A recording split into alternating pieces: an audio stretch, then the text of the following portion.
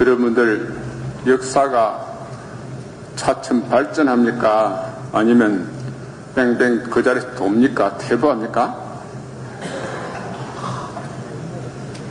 역사가 발전합니까? 안 합니까?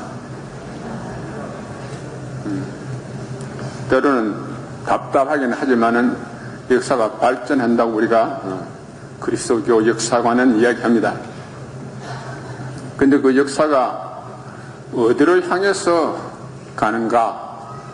역사의 방향에 대해서 한번 생각해 보셨어요? 밥 먹고 살기 힘든데 그런 것까지 어떻게 생각하느냐?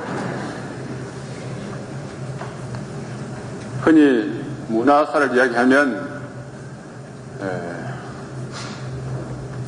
중세사에서 근대사를 넘어오는 기점이 어디냐면 불란서 혁명이라고 그럽니다.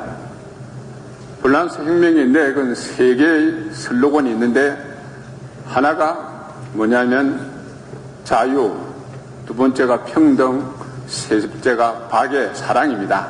그래서 자유와 평등과 사랑, 박애 이것이 인류 역사가 나아가게 될 방향을 제시한 것이고 앞으로 우리 세계는 그걸 향해서 좀 더 자유로운 세계, 좀 더 평등한 세계, 좀 더 사랑이 넘치는 그런 세상으로 나아가는 것이 역사의 완성이다. 이렇게 보는 것이 정설입니다. 그리고 우리 신앙 안에서는 보면 그런 역사가 완성되는 시점이 하느님 나라가 완성된 시점이다. 이렇게 얘기합니다. 그런데 예수님이 오셔가지고 그 하나님 나라를 선포하시면서 하신 핵심이 어떻게 보면 옛날에는 눈에는 눈, 이에는 이라는 말 들었죠. 그렇죠? 그래서 흔히 말하는 동태복수법입니다. 같은 모양으로 네가 나이가 어떻게 나도 그렇게 복수하는 그게 당연히 되어오던 그것이 정의라고 생각하고 그것이 모든 법의 근본이다 이렇게 생각했습니다. 그런데 예수님이 오셔가지고 가르치는 계명은 어떤 겁니까? 오늘 밤 톡 치면 어떻게 하라고 그랬어요? 오늘 밤도 떼줘라. 겉옷을 가져가려면 속옷도 줘버리라. 그리고 원수까지도 사랑해라. 이런 소리 들으면 여러분 어떤 생각이 듭니까? 그러다가 입에 풀칠도 못한다. 말은 좋은 말이지만 그거는 비현실적이다. 그런 생각하면서 지금도 우리가 그 이야기를 들으면 상당한 거리감을 느끼는 게 사실이죠. 그렇죠? 그런데 예수님은 2000년 전에 그런 말씀을 선포하셨다고 할 수 있습니다. 그런데 인류 문화사 안에서 보면 인간의 정신이 이렇게 상승하면서 급작스럽게 이렇게 성장하는 그런 시기가 두 번 있습니다. 우리 그걸 문의 부흥기라고 그러죠. 첫 번째 문의 부흥기는 기원전 600년에서 400년 그때를 이야기합니다. 그것이 우리 성경 역사 안에 보면 많은 예언자들이 출현했던 그런 시기를 할 수 있고 우리 동양으로 보면 석가모니나 공자, 명자, 노자, 장자 이런 분들이 출현해서 인간의 도덕성을 일깨우면서 인간이 다른 짐승과 다른 무나라진 그런 새로운 인간의 정신을 일깨운 그래서 인간 정신이 갑자기 이렇게 상승하는 그런 시기였다고 할 수 제1문의 부흥이라 합니다. 그런데 제2의 문의 부흥이 언제입니까? 우리 16세기가 르네상스를 큰 이야기하죠. 그러면서 그걸 지나오면서 우리가 조금 전에 얘기한 불란서 혁명이 일어나고 그러면서 시민사회가 열리면서 우리 옛날에 반상의 구별이 있을 수 없었어요. 제가 어릴 때 초등학교 다닐 때 어머님이 네가 다른 사람 보고는 다 어른들은 다 존재해야 되는데 그 시장에 가면 소잡아 팔고 하는 사람이 있다. 그 사람한테는 말을 놔도 된다 그랬어요. 그때에도 벌써 양반 상놈이라는 그런 게 아주 사회가 아직 그대로 남아 있었습니다. 우리나라에 처음에 그리스도가 들어왔을 때 양반 상놈이 있어요? 없었어요? 있었습니다. 그런데도 불구하고 복음을 받아들인 우리 선조들 중에서는 벌써 김요한 같은 분들은 자기 집 종놈과 같이 겸상을 했습니다. 그러면서 내가 이 진리를 알고 보니까 너나 나나 똑같은 하느님의 자녀다. 우리는 교우다. 같은 신앙을 가진 벗이다. 그리고 나중에는 너는 자유다 하고 보내버렸습니다. 이러한 어떤 교회의 가르침 이것은 어떻게 보면 그 당시 사람들에게 양반들이 볼 때는 이 교가 퍼지면 큰일 날 교다. 그런 생각을 하게 됐고, 많은 서민들 안에서는 이거야말로 진정한 새로운 빛이고 진리다. 그런 어떤 것이 있었습니다. 이렇게 예수님이 원수를 사랑하라고 가르칠 뿐 아니라 자기 스스로 그것을 실천했습니다. 우리 역사에 보면 예수님처럼 억울하게 죽은 사람이 예수님뿐이 아니죠. 그렇죠? 그러나 예수님이 뭐가 다른가? 예수님은 자기를 정말 억울하게 죽이는 사람들을 위해서 기도하고 그 사람들을 참으로 용서한 그런 분이라 할 수 있어요. 그러면서 사랑이 죽음보다 강하다는 것을, 또 그것이 역사가 새롭게 빛을 받는 순간이라는 것을 우리에게 가르친 분입니다.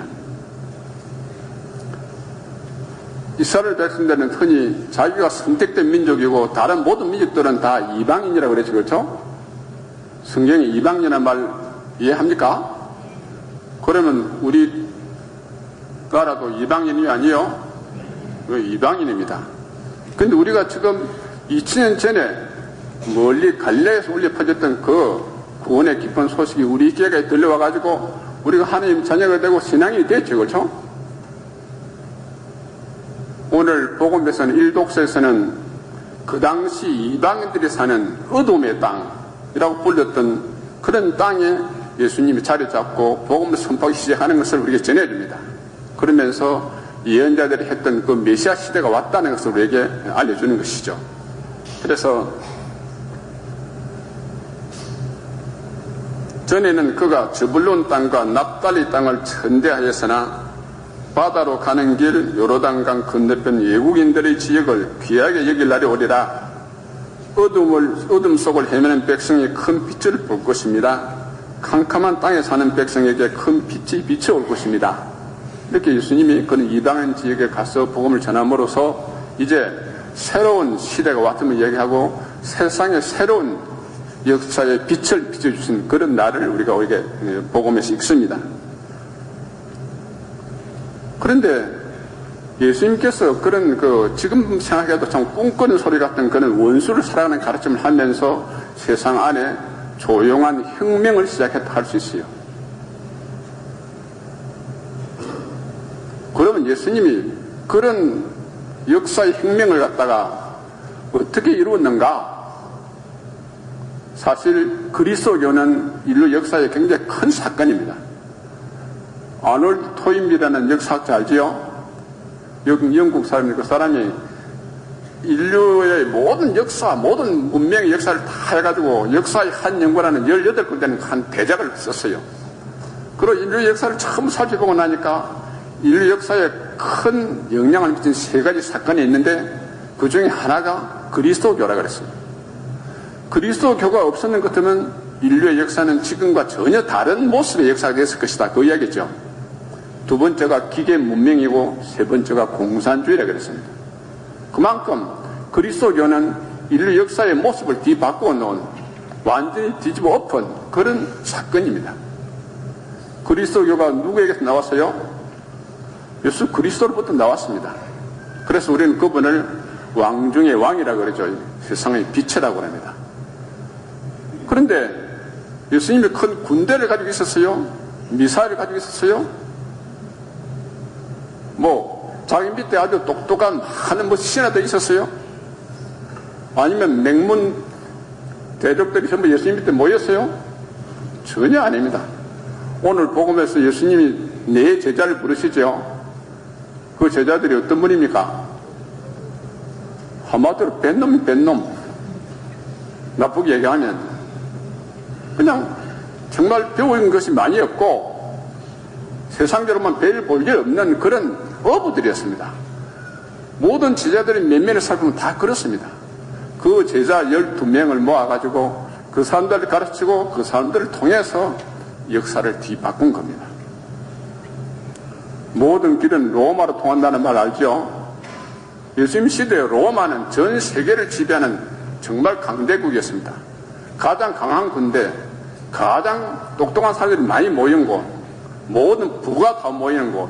그래서 모든 길이 로마로 통한다 할 정도로 로마가 세상의 모든 것이 했는데 그 로마를 그리스도교가 변화시켰어요? 못했어요? 예. 300년 동안 자기들이 태양을 숭배하는 태양신을 믿는 그런 신앙을 가지고 있고 황제를 태양의 아들이라고 그랬어요. 그런데 그리스도교는 뭐냐면 저 태양은 우리가 믿는 하느님 만든 물건에 불과하다. 너 바보 같은 소리 하지 마라. 그러면서 그리스도교가 들어갔을 때 300년 동안 박혔지만은 결국은 로마가 뒤집어집니까? 그리스도교가 없어집니까? 로마가 뒤집어져서 그리스도교가 로마의 국교가 되어버리고 전 세계로 그리스도가 퍼져나가는 그런 역사를 이룬 것입니다. 이것이 우리가 하나님의 역사입니다. 그래서 불란서 혁명이 이야기하는 자유와 평등과 사랑이라는 이 가치가 바로 그리스도 교회의 어떤 사상에 바탕한 그런 사상입니다. 그러면 여러분들 세례받았어요? 안 받았어요? 이마 못 넣고 세례만 받았으니까 나도 신자다. 그것이 전부냐? 절대로 그렇지 않습니다. 그래서 마라톤 하다 보면 제일 선두에 나가는 그룹하고 맨 끝에 오는 그룹하고 보면 많은 차이가 나죠. 그렇죠? 마찬가지로 같은 시내에 같은 아파트에 비슷한 생활을 가지고 살고 가족이 같이 세상에서 묻혀 살잖아요. 그렇지만은 그리스도 신자가 역사 안에 가진 사명은 뭐냐? 마치 마라톤 하면 제일 선두 그룹이 그것을 이끌어 가듯이 우리는 그리스도를 주님으로 받들고 그분의 가르친 대로 사는 것이 진정한 행복이고 구원이다. 그래야 세상이 평화로워지고 모든 사람이 행복을 줄 수 있다는 그런 확신을, 믿음을 가지고 우리가 우리 스스로의 어떤 그리스도의 가르침에 충실하면서 역사를 선도해가는 마라톤 같은 선두 그룹이라는 사실을 우리가 알아야 됩니다. 신자답게 사는 것이 쉽습니까? 어렵습니까? 아이고 내가 신자가 아니면 저런데 한번 깔봐 죽겠는데 그냥 예수님 때문에 참는다. 그런 데 있어요? 없어요?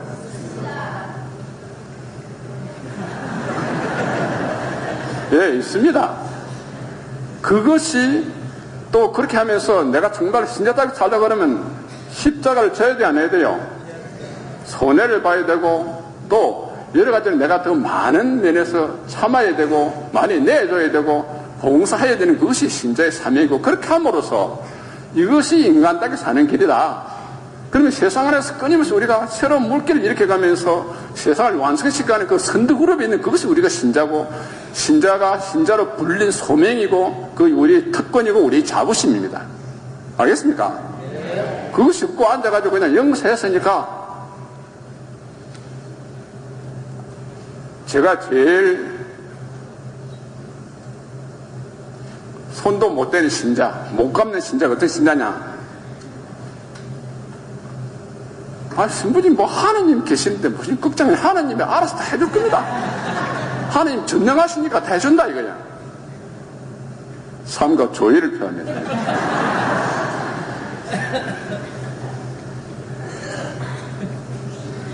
우리가 신학적으로 이야기하면 구원의 역사는 무슨 역사냐? 그것은 하나님의 부르심과 인간의 응답이 함께 이루어내는 역사, 그것이 구원의 역사입니다. 한번 해보세요. 하나님의 부르심과 인간의 응답이 함께 이루는 역사, 그게 구원의 역사입니다. 하나님이 아브라함을 불렀어요? 안 불렀어요? 그래서 이스라엘 백성을 만들었어요. 모세를 불렀어요? 안 불렀어요? 불러서 가나안 땅으로 인도합니다. 많은 예언자를 불렀죠. 그 다음에 당신이 정하신 데가 자기 아들을 보내서 세상에 이렇게 살아야 되는 당신 모범을 사랑의 볼 보여주려고 그럴 때 누구를 통해서 예수님이 태어납니까? 마리아를 부릅니다. 우리가 마리아를 왜 신앙인의 모범이라고 하냐? 마리아가 이해가 안 되는데도 불구하고 하나님의 뜻이라고 그러니까 주님 말씀대로 그래 이루어지기를 바랍니다 하면서 그냥 그대로 응답하고 자기 모든 걸 내가 맡깁니다. 그래서 구원의 역사가 시작되는 겁니다. 오늘 제자들 부르시죠, 그렇죠? 여러분들 신앙인으로 불렸어요, 안 불렸어요? 외교 단원으로 불렸어요, 안 불렸어요? 사목위원으로, 부시신단체로 우리가 하나님 자녀로 불렸다는 그 사실에 대해서 좀 긍지를 가지고 우리가 역사 안에서 선두그룹이라는 것, 또 세상을 새롭게 하는 촉매를 해야 된다는 그걸 좀 알아야 되는데, 그런 거는 아무 안중이 없고 그냥 비나이다 뭐 해주면 고목나무 밑에 가 비르다. 성아웃시는 이렇게 얘기합니다. 너 없이 너를 창조하신 하나님께서는 너 없이 아무것도 하지 않으신다. 하늘은 누구를 돕는다 그래요? 스스로 돕는 자를 돕는다. 그 말은 같은 말입니다. 내가 신앙인이면 하나님이 손발이 되고 하나님이 도구가 돼서 내가 하나님의 뜻을 같이 이루을 때에 하나님이 나와 함께 나를 불러서 나를 통해서 당신 역사를 이루는 거예요. 내가 아무리 어떤 사람을 기도해도 그 사람이 완전히 마음을 닦고 있으면 그 사람 엄청 못 받습니다. 여러분들 경험하죠? 특별히 그렇죠? 그래서 제일 무서운 신자가 아무것도 할 마음이 없으면서 그냥 비리기만 하면 하는 거 알아서 해준다. 그거 아주 무서운 신자입니다. 그래서 오늘 우리가 신앙으로 불렸다는 사실, 하나님은 우리를 통해서 역사하신다는 사실, 그럼 어떤 사람이 정말 하나님이 쓰시는 도구가 되는가? 똑똑한 사람? 아닙니다. 돈 많은 사람? 아닙니다. 집안이 좋은 사람? 아닙니다. 물론 그런 사람 도구 될 수 있어요. 그런 제일 중요한 게 뭐냐? 이 몸은 주님의 종입니다. 당신 뜻대로 이루어지기를 바랍니다면 내 자신의 모든 걸 바치고 내가 최선을 다하면서 이제 저는 여기까지 할 수 있으면 최선을 다해서 당신이 해주십시오 하고 내가 맡길 수 있는 그런 신앙, 믿음, 겸손, 이게 있어야 됩니다. 내가 낸데 하고 앉아가지고 가만히 이래가지고 전혀 봉사할 마음이 없는 사람 하나님 도구 될 수 없습니다. 저는 어느 본당에 가가지고 제발 본당 일을 좀 해주려고 하는데 안 한다 이게야. 가만히 보니까 내가 낸데 하고 안 해. 난 그런 절대로 안 찾습니다. 너 없어도 교회가 얼마나 할 수 있다. 왜? 하나님은 정말 보잘것없는 사도들을 불러서 그 사람을 통해서 거대한 로마를 무너뜨리고 역사를 바꾼 분이 하나님입니다. 하나님의 권능을 믿어야 됩니다. 그래야 안 그래요? 왜 대답 없나 봐. 그 믿음 안에서 우리가 어떤 불행한 사태나 어떤 한계 상황에서도 내가 최선을 다하고 하나님께 온전히 내맡기면 하나님이 그런 사람 내버립니까? 절대로 안 내버립니다. 하나님은 당신을 믿고 사랑하는 사람을 위해서 여러 가지가 서로 작용해서 좋은 결과를 이루도록 하는 그런 분이 하나님입니다. 이 믿음을 가지고 살면 세상을 이길 수 있어요.